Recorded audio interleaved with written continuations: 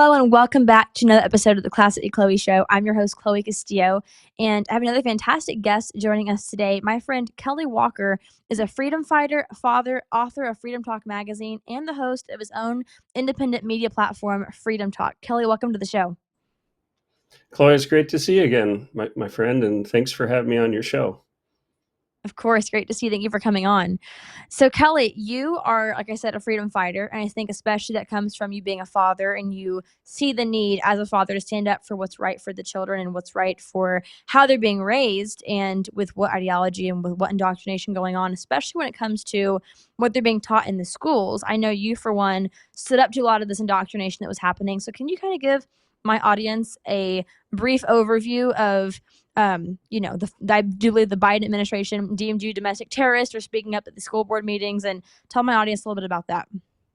Sure, you bet. Well, I'm a father of five, and as a father, I'm responsible for protecting my children and my family, providing for them.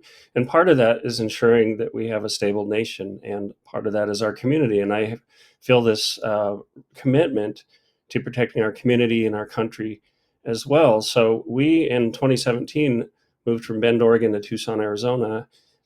In October of 2018, we put our savings into a little coffee shop. Everything was going fine, and then the lockdowns happened.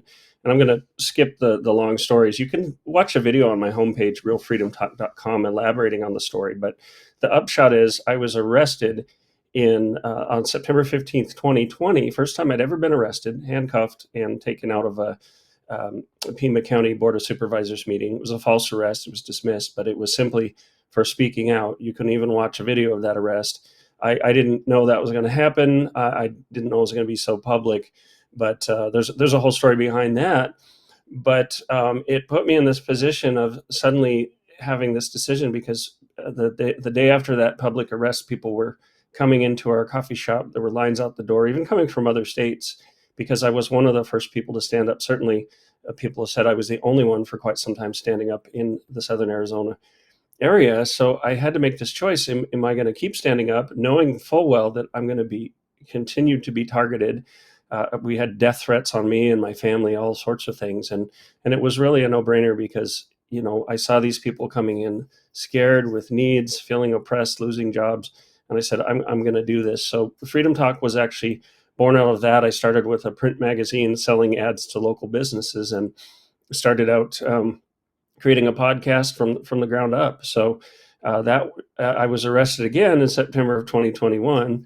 I'm working on a hat trick, three in a row, but it's this time for sitting in a school office meeting that I was invited to speak on behalf of a father whose little boy was quarantined without symptoms because he didn't wear a mask, and then forced to wear a mask in the nurse's office. He took it off and threw it in the nurse's trash, and then he was forced to put it back on to humiliate himself. So two fathers and I showed up to support this guy, and they came up with this Jussie Smollett type story, claimed that we had attempted to arrest and handcuff the principal, which didn't happen. We have a video of the whole thing. I went through a sham trial, and I was sentenced to 100 days in jail. They took $10,000 out of our home sale. I never went to jail because I refused to go. And I have written articles on that saying that we don't have an obligation to obey unjust magistrates. So I've championed school parents who were targeted by the DOJ, by the FBI. Yes, I've had FBI come into my coffee shop. I've had them surveil me. Local law enforcement participated. And so I've actually met with members of Congress about this. I've written for, multiple publications, Gateway Pundit, Washington Times, a whole lot of others about this issue because Merrick Garland and his corrupt DOJ deliberately targeted school parents in something that 18 state attorneys general called a massive fraud against the American people. The National School Board Association, NSBA, was in cahoots on that. These activist school boards and the Biden administration. So several congressmen, Jim Jordan included, called them out on this. The state attorney generals did that, and they ended up having a backtrack and saying, "Oh yeah, we went too far." The problem is there are school parents like Jennifer from Sahuarita who was put in county prison for 5 days to so-called teach her a lesson because she didn't want to leave the office till they gave her a written explanation as to why they were taking her child out of school to miss that education when she had no symptoms. So there are numerous stories like this. I ended up forming a coalition, which includes people like Sam Sorbo, Kevin Sorbo's wife, great lady, very interested in educational issues. Seek Smith, founder of Mom Army, Dad Army, and I have some other associations like with Catalina Stube, Hispanic Outreach Director of Moms for Liberty. So essentially, I was a nobody. I had a background in marketing, advertising, had my own agencies, and prior to that, I was a conservation professional on a graduate fellowship with the U.S. Department of Defense. So I have some skills to bring forward, but I just set myself to meeting as many people as possible, getting the issues out, employing what I have to offer. I now work as a communications director for the Lindell Offense Fund, working on election integrity, and I do some freelance work for the Epic Times, and then freelance for other things. But our family was put through some very traumatic things. We lost everything. They took everything. I was worldwide defamed by the media, portrayed as some sort of big bully, domestic terrorist who tried to zip tie and handcuff the principal. If I had done the things that they lied and said I'd done, I would have been charged with felonies. I would have been sent to prison. I was tried in traffic court for misdemeanor 3 trespassing. They Wow. added on some other stupid misdemeanors, but the whole thing was a show trial. My lawyer was aghast. He said they're trying you as if you're a felon, and before we even got a verdict, the prosecutor was referring to me as the criminal and the school principal as the victim. So there was no presumption of innocence. So the whole thing was a sham. But the judge, when she sentenced me, also ordered me to keep silent and take everything off my social media. And I made the decision. I said, no, I'm not going to do that. And my voice has only gotten louder. And I could have appealed. I would have won the appeal, but it would be $10,000 down to retain the lawyers. And by this point, our business had been attacked and shut down. I was cancel cultured out of a job as a national editor in chief for a medical publication. And I said, look, I'm not going to ruin my family over this kind of rank injustice, this fraud against parents. And so I chose the path of defiance.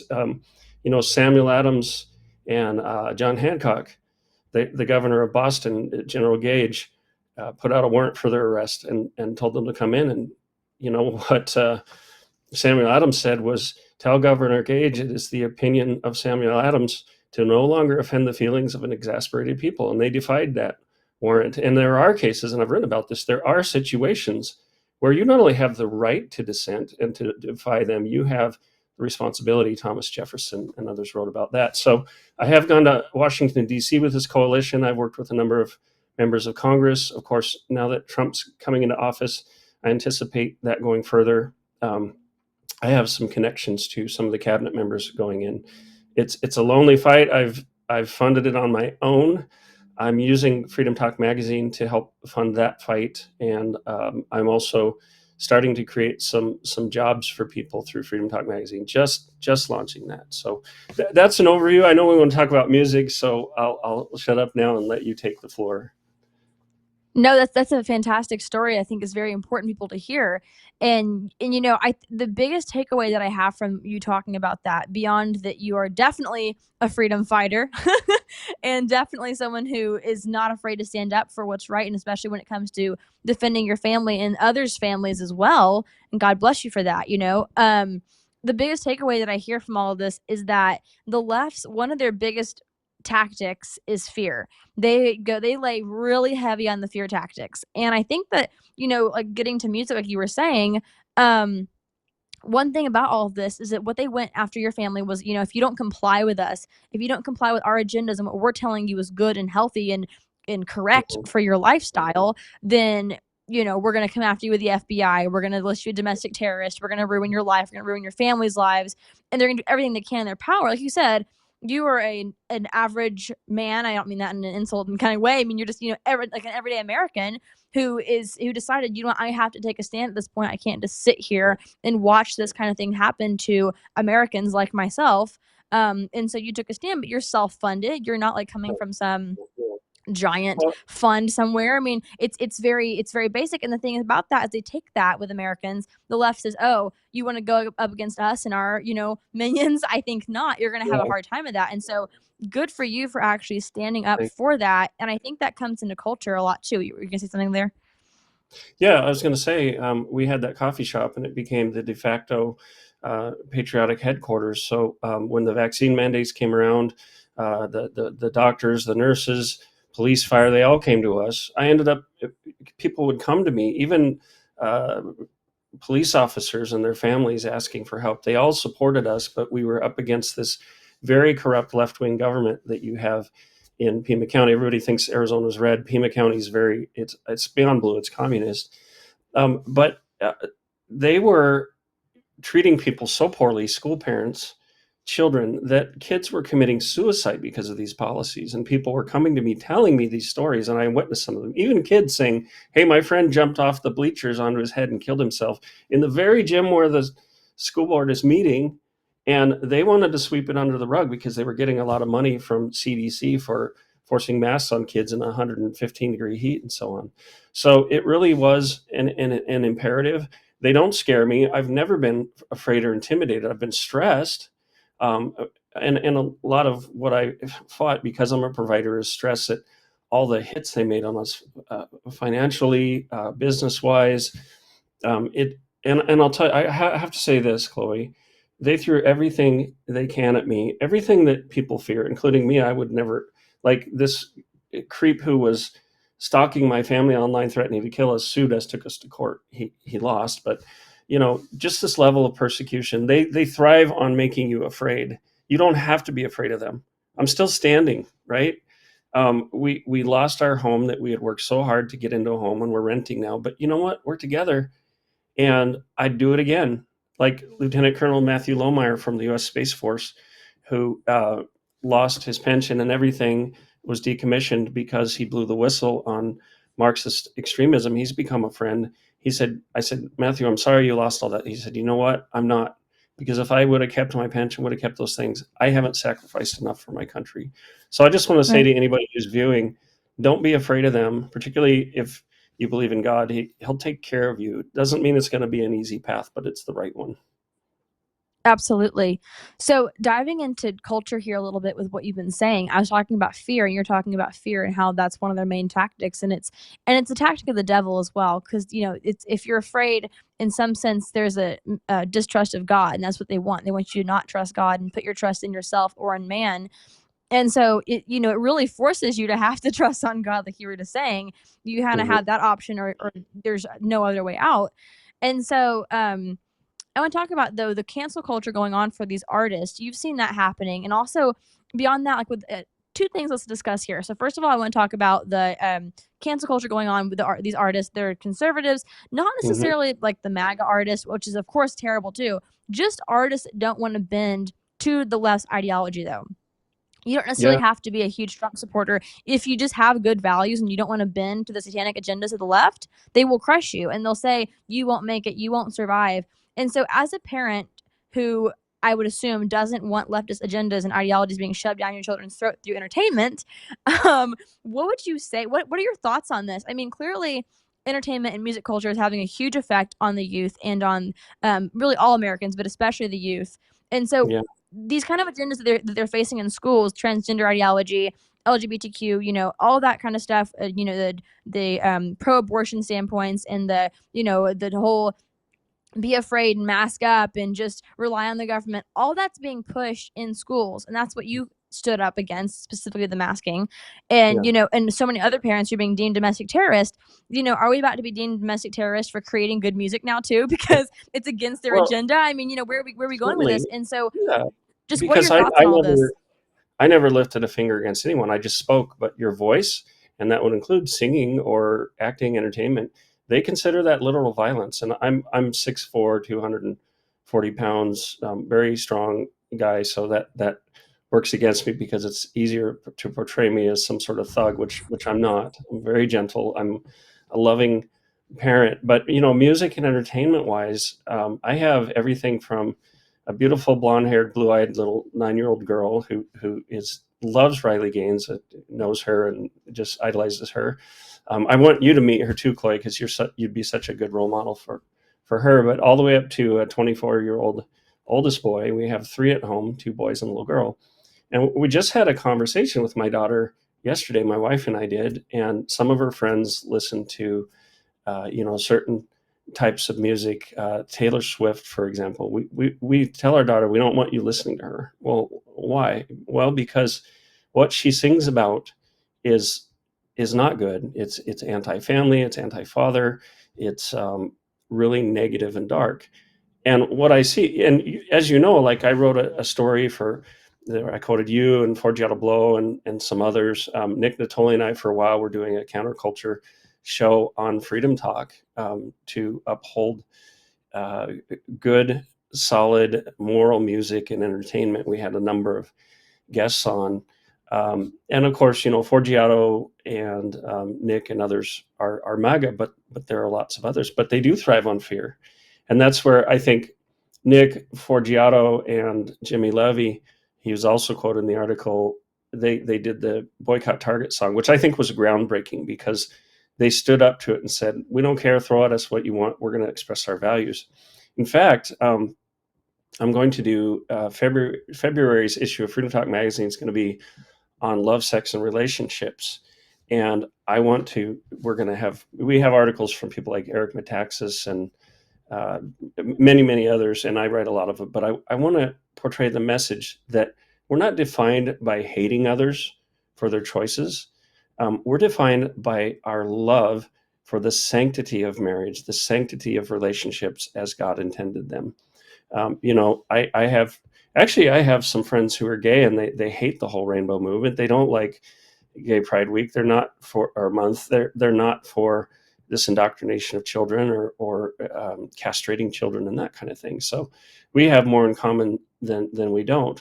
But there is a lot of fear. There's a lot of fear that if you don't listen to certain people, you're not cool. If you listen to other people, you're some kind of wacko conspiracy theorist. I'm glad to see that appears to be changing. There were groundbreaking people in the beginning who stood up to this, who took the hits. I think we should remember those people, honor them, thank them, donate to their causes. But now there are more and more people adopting this. And the way it works, Chloe, as you know, is those people who are willing to storm the beaches in the beginning and make the sacrifice when the cost is the highest really pave the way. They clear the beaches for other people to come in. So I do see that shift. I think it's very, very important that we keep speaking out, speaking our values, and don't let anyone intimidate or make you feel ashamed. Somebody can say to you, oh, well, you hate transgenders or something like that. No, I don't hate transgender people. I love all people. It's part of what I believe. I just very much value the ultimate fulfillment of human relationships. And I value the fact that you can be true to yourself and who you are, and you don't need radical surgery to turn yourself into something else. I don't agree that children are old enough to make these decisions. We can't. They've thrived. It's a vocal minority, really.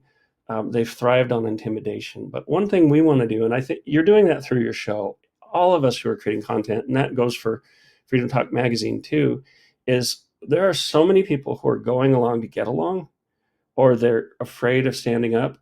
We can put out better ideas than what they're being indoctrinated with. We have to go against this woke Marxist culture, not just by banning products, getting the right politicians into place, but by offering better ideas, engaging, not being afraid to speak out. There are a lot of people. I mean, a recent example is Cenk Uygur and Anna Kasparian from the Young Turks. Mike's gone on their show a couple times, and for Pete's sake, Anna Kasparian in particular has been red-pilled. She said, it's not the Republicans who have caused a problem for me, it's these radical Democrats. Whoa, I mean, Young Turks was considered a radical left-wing show. And, we keep consistent with our message. We keep putting out the music. Whatever hits they put on you, you just keep doing it. And I think it's so important that we function together as a community and support one another. So I took some of my time, wrote up a story, released it out to my media list. Forgiato, you, some others, Jimmy, were willing to give me a quote, put a little time into that. So, on my own time, I wanted to support that community, and we need to be watching out for one another like that. Absolutely. So what you just said is about we have to put out something better, not take down what they have necessarily, or censor it, or boycott it all the time. Because clearly the boycotts aren't. I mean, the boycotts are they have their place. I believe in that.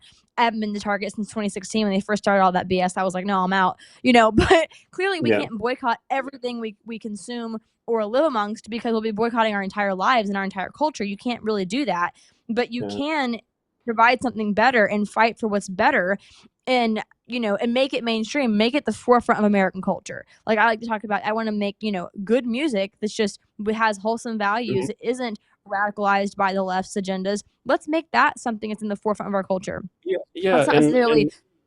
yeah, No, go ahead. entertainers, musicians, actors who follow the founding principles of our country, Judeo-Christian ethics. Also, you are so very important, because, like my daughter, she's not going to miss out on Taylor Swift because she has a lot of different musicians to choose from. She gets to idolize athletes who stand for something instead of going along with the crowd. My kids know, because they've seen it. They know, look, men are men, women are women. It doesn't mean we hate anybody, but allowing biological men to compete against women is actually misogynistic as it gets. When I was a kid, Christian music was pretty awful compared to what it is today.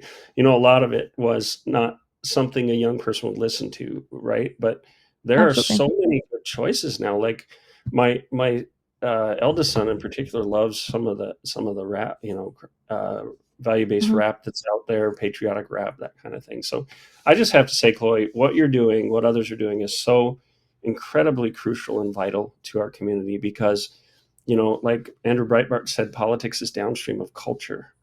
And Yep. you guys are that culture. What we're doing with Freedom Talk Magazine and some of the things we're doing is we want to be upstream of both. So we want to reintroduce the why we believe what we do, why we do what we do, how do we, what are the historical examples, what are the founding principles, and then use that to influence culture, and then the culture will drive politics. So it's a long term proposition, but you have such an important role in it, and I really appreciate all you're doing. You and Well, I appreciate. some of the other artists that you collaborate with. Absolutely. I appreciate your support too. And it's so important just to get this discussion going and talked about. You said a lot of really important things there. I have one more question for you. Let's do a quick ad break and then we'll come back. I have one more question for you about, how can parents become involved in the culture war? So we'll be right back with Kelly Walker in just a minute. Throughout history, the spirit of patriotism has prevailed. The battles may have changed, but the values remain the same. Today, in 2024, we find ourselves at a pivotal moment where the call for unity, freedom, and a better future echoes louder than ever. For more than 10 years, Patriot Mobile has been committed to supporting the values that make our nation great. With affordable plans and reliable nationwide coverage, Patriot Mobile is not just a wireless service. It's a call to action for those who believe in the American dream. Because this year is not just any year, it's the most important year since our nation's founding. Choose a wireless carrier that shares your values. Choose Patriot Mobile.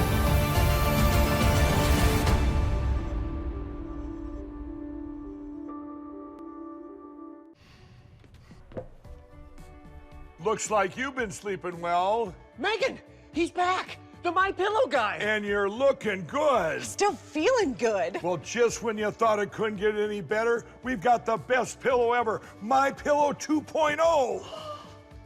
When I invented My Pillow, it had everything you'd ever want in a pillow. Well, now there's new technology that makes it even better. My Pillow 2.0 has my patented fill combined with a cooling fabric with temperature regulating thread. My Pillow 2.0 is truly the next generation of My Pillow.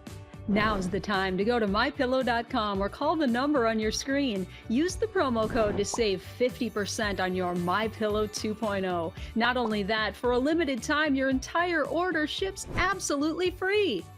You're sleeping even better. And cooler, too. And you're looking good. Feeling good. I knew you would. mypillow.com.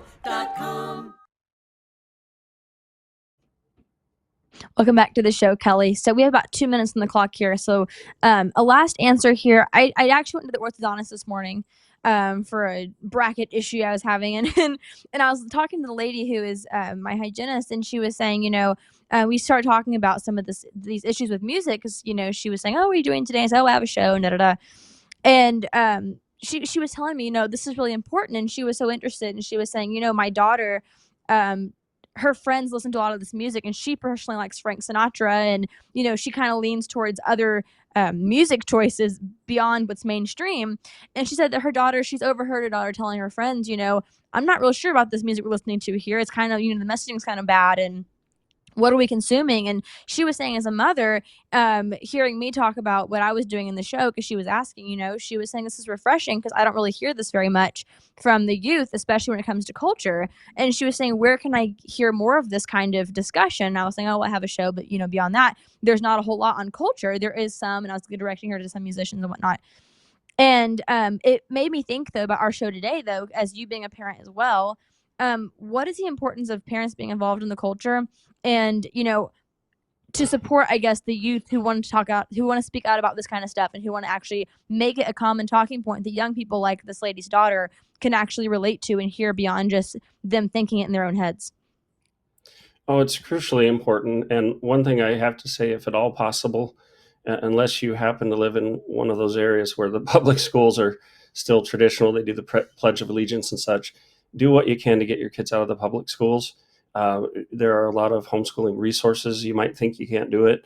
We've had times when we're eating beans or whatever to get it done, because I work, and my wife does things here and there. She bakes and sells some things, but ultimately she's mostly devoted to the kids. And with our Freedom Talk magazine, we're actually setting up a program where you can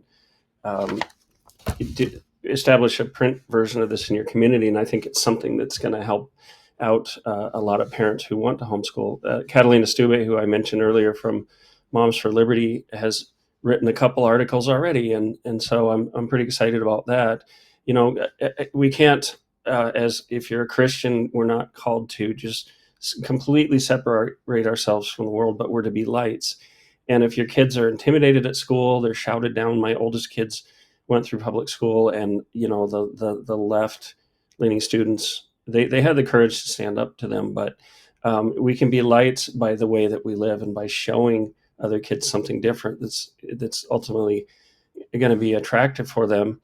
And I think in those classrooms there are probably a lot of kids who really don't like it, but they're afraid to stand out, so they'll meet young people who have different values, and I think that's going to be attractive. But the parents have to guide that. You have to know what your kids are listening to, what they're watching. I had Victor Marks on for a fathering series. By the way, I have a whole series of fathering videos that I was selling, but now they're free. Just go to realfreedomtalk.com.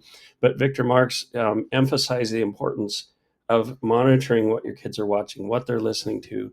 You have to have that level of involvement, because, as you know, Chloe, music, entertainment, these are ways to sneak in evil ideologies and things that do not reflect our values, and frankly shouldn't reflect the values of any human beings that are decent human beings. Speak out, go to your school board meetings. If you still have kids in school, make your presence known. You don't have to be caustic and combative, but you need to be firm, and you need, John Amanchukwu, he goes to these school boards and reads these sex education books that read more like porno novels, and he shames the school boards.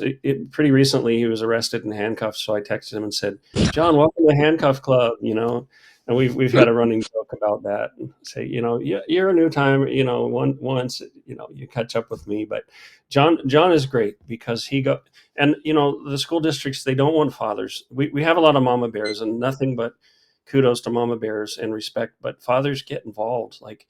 The father bears were easy to target, as because some of us, we're men, and the toxic masculinity, but we need to assert that maleness in a peaceful way.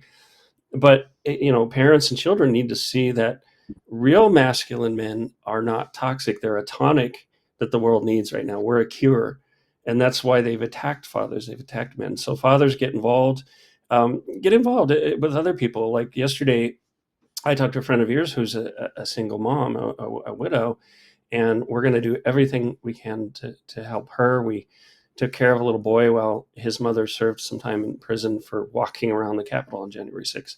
We have to do these kind of things for one another. And that includes showing up and advocating for people at school board meetings, community issues. Be present and be consistent. Absolutely, Kelly. Thank you so much for coming on. Thank you so much for bringing so much good information to this discussion. So where can my audience find you? Everything you need is really right at realfreedomtalk.com. You can check out the magazine, some of the articles and shows that we've put out. And we have a new tab. It's called Unsung. And we're highlighting unsung heroes, people who maybe don't have the platform, the visibility, you won't find them on stage, but who've done tremendous things for our country. We're always open to nominations and people that you might think that we could put on the website, possibly in the magazine, maybe be a Freedom Talk show. Awesome. Thank you so much for coming on, Kelly. I appreciate you. And thank you for everything you're doing for our nation. Thank you so much for watching this episode. Please subscribe to us on YouTube, Rumble, and Spotify to stay up to date on all the latest episodes of the Classically Chloe Show. Please also follow me at classically_Chloe on Instagram and Classically Chloe on all other platforms. God bless. See you next week.